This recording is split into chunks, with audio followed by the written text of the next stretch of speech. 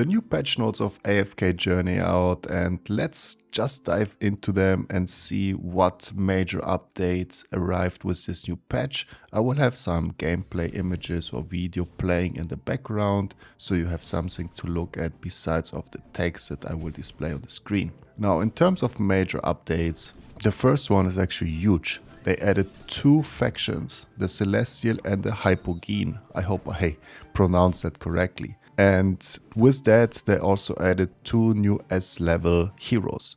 One is a Celestial called Scarlita, Herald of Compassion, and the other one is a Hypogene, who is called Burial, Sinister Jester. So I still have to see them in game, but the names sound promising, and knowing that these are coming from two new factions make this really exciting. Another point is they added guild challenges.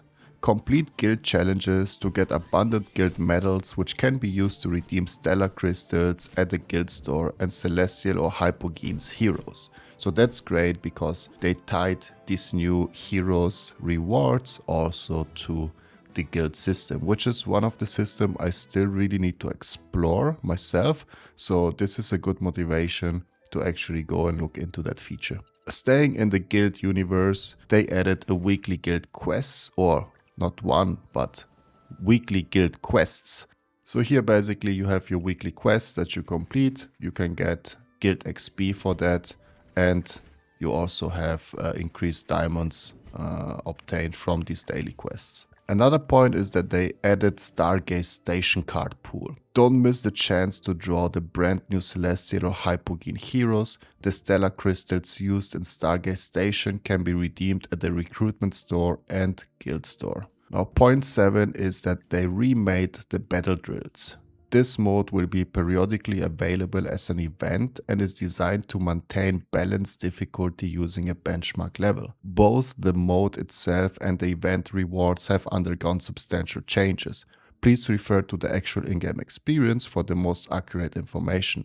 Now, please accept my apologies if I'm reading through the patch notes. I haven't tested them myself, at least most of them in game, so I'm discovering them here with you. And if you already played the new patch and if you have insights, please drop me a comment below. Tell me what you think about this new patch. Tell me what was a great change and what maybe still needs a little bit of fine-tuning. And point 8 seems to be again something completely new. Added Invasion Rift. After passing AFK stage 391, which is quite far, I am I think at 100 something, access it through the battle modes. Invasion Rift is a 3-player mode where each deploys 2 heroes to challenge formidable enemies. Upon completion, you can use the daily recovering treasure keys to claim dropped rewards, including random class equipment, essence and XP. Additionally, you will encounter various corrupt creatures across the map. Defeating them as a team yields substantial rewards. So I think this is an amazing addition to the game. Multiplayer aspects, I believe, are always extremely important for long-term motivation, and having a game mode that you can access with 3 players total, right, with 2 friends or 2 random people and playing together, like everyone deploying their part of the team, it's just amazing. I think this will be a lot of fun and I'm very eager to find out. Of course, I need to progress a little bit more in the game and reach the AFK stage 391. But it's another long-term motivation and I'm really looking forward to this one. Point 9 is that they adjusted the level and effect of hero exclusive equipment and exclusive skill. Following the adjustment, the max level of exclusive equipment has been changed to level 25. You will use Dazzling Stone as the resource between level 6 and 15. The max level for exclusive skills has been increased to level 4, unlocked when exclusive equipment reaches level 15. Accordingly, we will reset the development progress of all exclusive equipment to its initial status, the locked status, and return all unlocking and development materials costs on a one-to-one basis, to be delivered via mail within 5 working days. Additionally, there will be changes to the hero tier recruitments for upgrading exclusive equipment. So this was quite a long piece of text, essentially saying that they make some adaptations in the way that this exclusive equipment and skills work, and fine-tuned a little bit to make it probably more straightforward. Here, everything that you already had invested will be returned to you on a one-to-one basis. I think this is fair. It's good practice. Also means the resources you use are not lost and you can use them again if needed. Point 10 is that they added the one-time reward after dealing a certain amount of damage to the boss in the endless mode of Dream Realm. So this is just a little neat feature, something more to get once you pass that threshold. Point 11 adjusted the final rewards in the hell mode of Dream Realm, adding Dazzling Stone times 5. Accordingly, we will send the additional reward to all players who have already claimed this tier of rewards to be delivered via mail within 5 working days. So again, this is something I have not yet reached, so I don't have much to say about it, but I think it's good whenever they add new rewards to specific thresholds. Eventually everyone will get there and everyone can benefit of the rewards. Now point 12 is that they adjusted the level 30 reward of Secret Travelogue in Noble Path.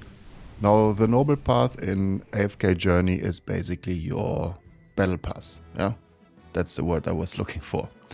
The previous prize, Antique Coin, has been replaced with a Select Hero Chest, Epic.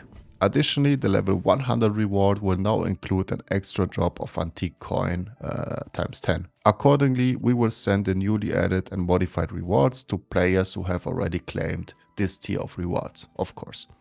The only difference here is that they will be delivered via mail within the 10 working days instead of 5 that we have seen before. And the last point of the major updates, point 13, is when an A-level hero upgrades from Elite to Elite Plus, the number of soul sigils required will decrease by 1.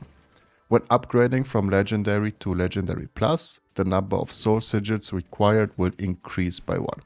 Accordingly, we will send all A-level heroes between the Elite Plus and Legendary tier with an extra soul sigil, and this one again to be delivered within the 5 working days.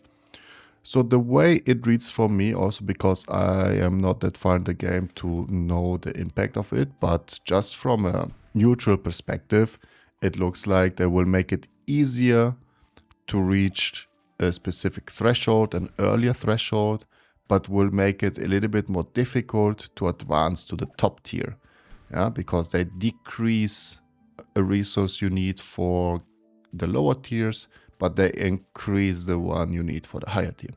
So I don't know how I feel about that. Then again, I haven't gotten to that point, so I don't know what it means in terms of grinding for that item, how long it takes to, you know, save, collect, and how much you have to play to actually get enough sigils to upgrade your hero in that at that level. Other than that, they also added some experience optimization. I will just mention a few here. For instance, they added the guaranteed progress indicators to our recruitment card pools in the Noble Tavern. They added an XP Hourglass rewards temporarily in the Arena and Dream Realm rankings for game balance. And these rewards may undergo adjustments in future patches, and I believe this statement applies to all type of rewards we will see in this game, and generally speaking in all games. They added a power saving mode. Now the game will automatically switch to this mode if there are no game controls for a period, and you can customize this option in the settings as well. They added an arena store. I think this is a very smart idea, and it will be available after reaching the champion tier in arena, so there will be more ways to just get your hands on the items you need. They increased the newly recruited hero level cap from 90 to 100 with no changes to the level cap for subsequent tier promotion, so this is just a small adjustment. They adjusted the never-ending book effect in the Mystic Collection due to the removal of weekly quests. They adjusted the equipment level requirements in the growth trials, changing them from the minimum level to the average level. And they optimized the dropping experience of certain random equipment chests, which will now open automatically after dropping. Another change they made is that they remade the game's logging interface. They optimized the ultimate animation for certain heroes, which is great. I love the ultimate animation of the heroes.